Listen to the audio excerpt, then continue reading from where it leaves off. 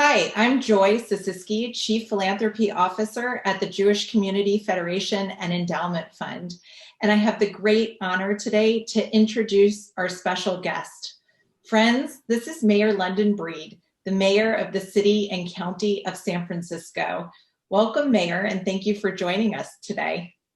Thank you so much, Joy. It is a pleasure to be here. For those of you who are just meeting the mayor, because we do have people joining us from outside of San Francisco, I want to let you know that she is a native San Franciscan, born and raised here in the city. Mayor Breed was elected to be the first African-American woman and the second woman in San Francisco's history to serve as mayor. She has been at the forefront of San Francisco's emergency response to COVID and really in the nation. The mayor's work and vision for the city is focused on helping the most vulnerable people in our community, and we are honored she took the time out of her demanding schedule to join me and my colleague, Rabbi Michael Lezak, and related to our broader conversation today at the Day of Philanthropy Festival on Truth, Justice, and Reconciliation. Mayor, we're delighted to have you, so we're going to jump right in. Great. As a San Francisco native, how does that inform your leadership in San Francisco, particularly in the work that you do with our city's most vulnerable populations? Well, I grew up in public housing in the city and lived there for over 20 years of my life. My mother grew up in the same public housing development. My grandmother raised me there, and we lived in the midst of poverty. My grandmother received welfare for us. We had food stamps. We struggled. And I think part of living in that and living that way, you wonder, why is it happening to me? But also, why is it happening to everybody that I care about, that I'm growing up in my neighborhood with? And so when I became older, I started to get more active and get more involved in the political world because I wanted to change that. And I never thought I would be mayor, which is absolutely incredible. But how I grew up and my experiences of standing in food lines and being uncomfortable with our financial status in my family and the crime and the violence and the poverty and the uncertainty and all of those experiences from my family and my community, I use those experiences with how I make decisions as a mayor. And I think it's important that when I talk about, even in this COVID response, Laguna Honda Hospital, my grandmother, she lived the rest of her life out in Laguna Honda Hospital. She had dementia. And when I think about what happened during COVID and people not being able to visit their family members and the isolation of those seniors, and I mean, we vaccinated every patient at Laguna Honda. That was one of the first priorities for me because I wanted to make sure that we protected the people that were there, but we set up conferencing and other things to make sure that those seniors were not being isolated. So all of what I do is informed by all of the experiences I had here growing up in San Francisco, and I'm really proud to represent the city as its mayor. And I know so many people that I grew up with. I give them hope, and my hope is that I inspire the next generation to dedicate themselves to change based on even their own experiences now of growing up in San Francisco. So it's everything for me. Thank you. Mayor Breed, it's good to see you. Thanks so much for joining us. Thank you, Rabbi. I'm wondering, what do you see are the biggest cracks in the community that have been exacerbated as a result of COVID? I think definitely poverty. When we first did the whole shutdown and implemented an emergency declaration, all I can think about is, what about those people whose businesses are struggling? What about people who are homeless? What about people who have no way to generate income? And so we immediately implemented an equity team with a strategy to do outreach and provide additional support immediately to a lot of the folks who were most impacted. Our immigrant community, if they lost their jobs, they couldn't collect unemployment. So Give to SF, a program we established, which you all have been a great supporter of, and we really appreciate it, provided resources to people for wages and a number of other things. And so I think what we see is, the issues around poverty as a result of COVID have been really been highlighted even more. You see them even more so than in the past, and the needs, the food lines are longer. The requests for rental assistance are larger. The things that people need are more so than ever before. And so it means that we as a society need to do, of course, a better job to address economic inequities that continue to plague a lot of our communities that struggle, especially as a result of this pandemic. I think you're right on. I think we feel that on a daily basis at Glide, and grateful for that reply. Joy? Thank you. Faith-based communities like the Jewish community and Glide often help cities meet some of their critical needs and gaps. So how are you working with some of those faith-based communities and partnerships with nonprofits to sort of fill the need that we have? Well, our nonprofit partners are everything. And in fact, Glide, one of the first things that they did was to transition from the serving of meals to box meals.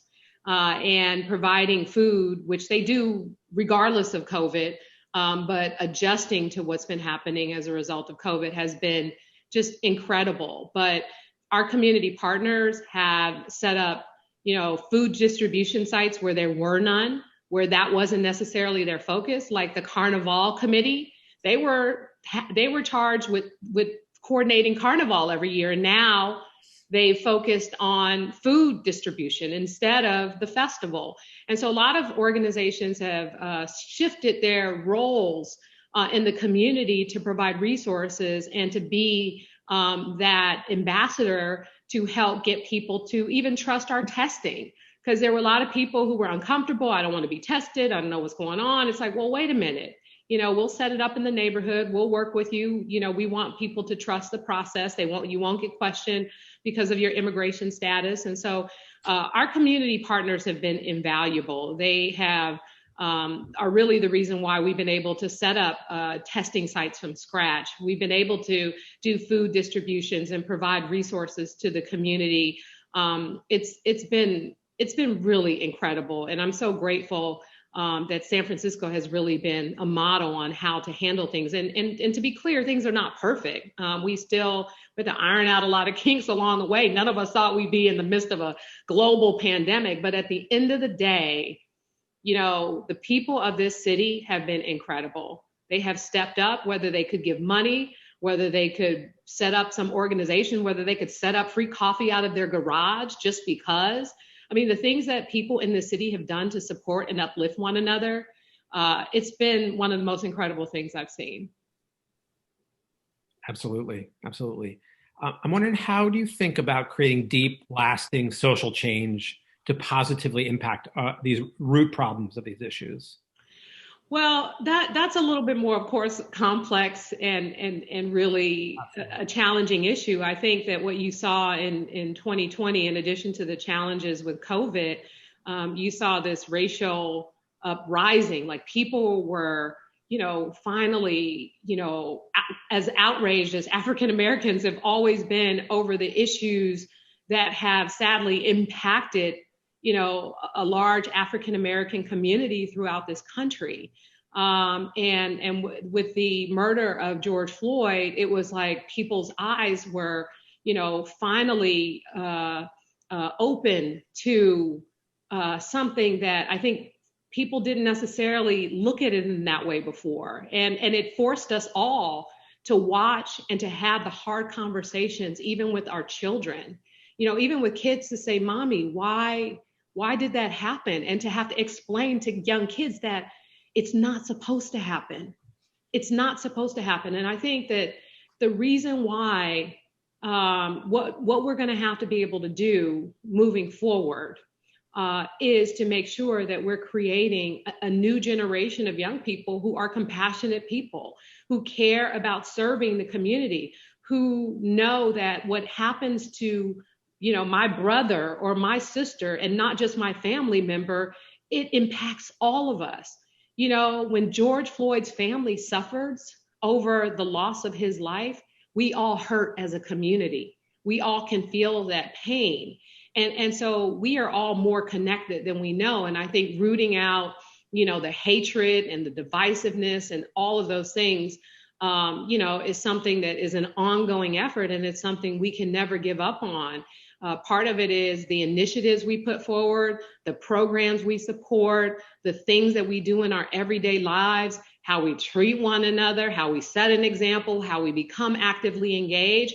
We can't necessarily control the behavior of others, as you can see, sadly, with what happened at our Capitol, at the U.S. Capitol in Washington, D.C. It was, very heartbreaking and sad that so many Americans in this country feel emboldened to do something like they did, where people have actually lost their lives. We can't control everyone's behavior, but the question is, what are we going to do to reflect a better society? What are we going to do to not force someone to feel the way we do, but to help people to understand why it's important that we treat one another with respect despite our differences, that we learn how to be on this earth together as sisters, as brothers, and not be so combative and negative and hateful and divisive. Those are the kinds of things that really tear us apart. So, we have a lot of work to do there. And I think what I've tried to do as mayor is really focus on equity, focus on equitable policies, focus on having the hard conversations that make people feel uncomfortable.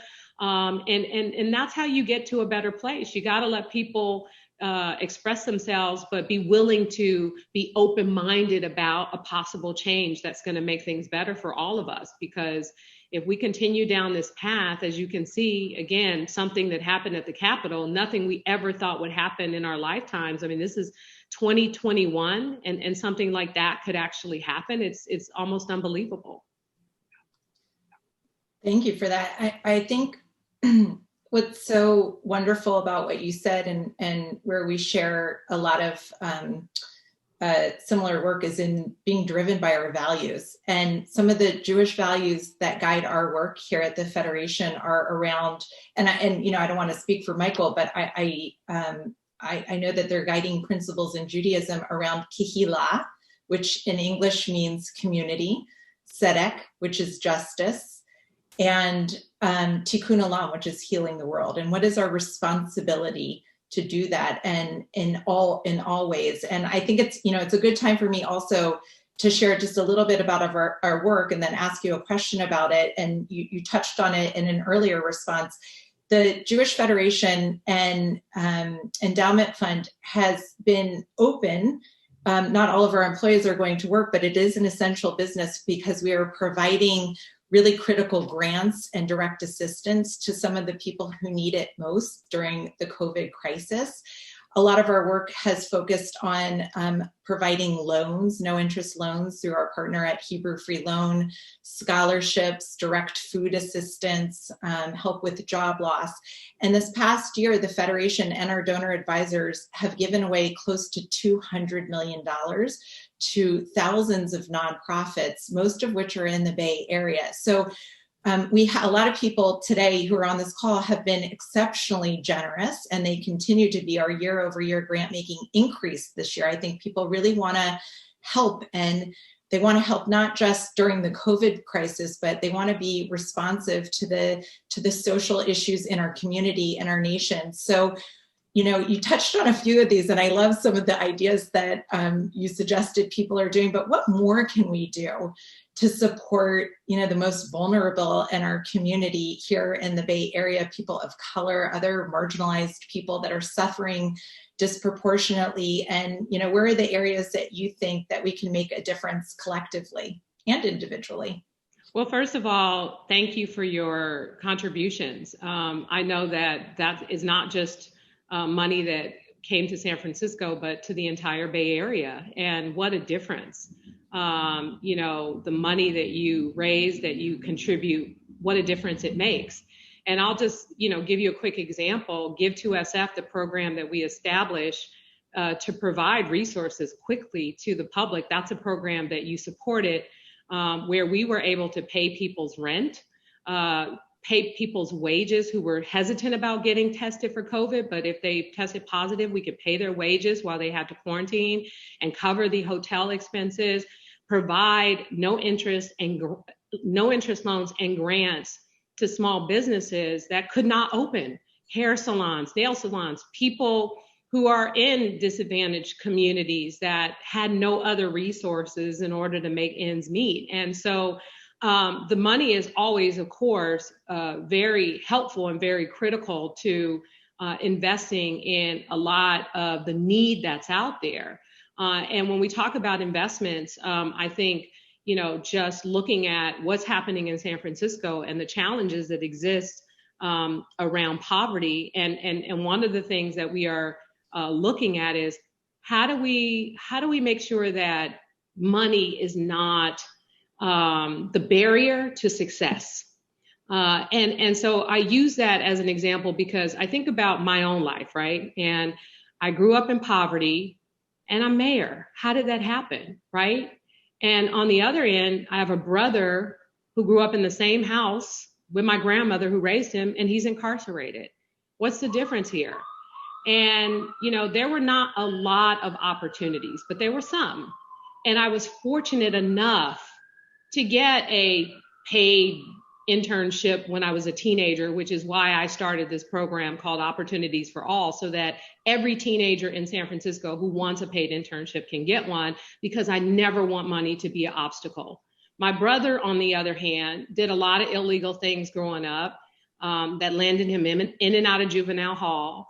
And it was really hard because, again, we were poor, and he did what he felt he needed to do to generate money to be able to not only take care of himself, but to help my grandmother and to help me and to help the family. But it wasn't the right way, but it was the only way that we were familiar with in our neighborhoods. And other than being lucky enough to get another opportunity, I don't know where I'd be.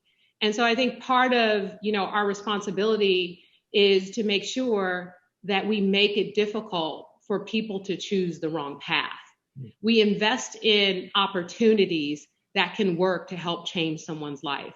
And that's just not about the financial contributions. That's also about giving of ourselves. It's also about making a commitment to Glide, for example, and to be actively engaged, because so many people walk through the doors of Glide one day and they say, I want to change my life. And then all of a sudden, Glide is there for them, and Glide is their family. And Glide is wrapping their arms around them, trying to help them get on the right path. So when you think about it, because you see people who are poor, wealthy, in between, and everything else at Glide, worshiping together, supporting and uplifting one another, and not judging people, even though it's a very difficult environment to be in on a regular basis. But at the end of the day, that's what we need. People who are committed to real change, committed to investing themselves into various situations that will uplift people, because that's what's going to turn things around. It's why I never say no to Glide, because of what they do. And in fact, my sister, who sadly I lost to a drug overdose, she was someone who went to Glide frequently. And in fact, when she was getting clean and cleaning up her act for a minute, she was down there. She was like, I'm serving meals on Thanksgiving one day. And I was really excited. I had a lot of hope, for her, because Glide really tried to save her and tried to protect her and help her. And so that's what we need. It wasn't, again, just about the resources that went to Glide. It was about the people. It was about the people who were showing up every day to support those who were most vulnerable. And I think that can really make a difference.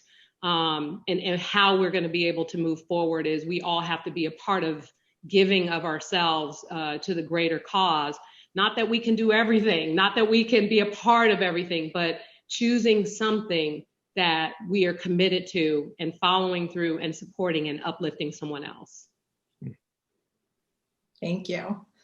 I think, you heard it here. It's to show up and to be there for each other as people, because that's what we are first and foremost. Thank you so much. And not just for taking the time to be with us today, but to have a real conversation with us and to share some personal stuff about your own upbringing and how that's informed your leadership. It's really important for us to understand what we can do. And I so appreciate you taking the time to be with us today.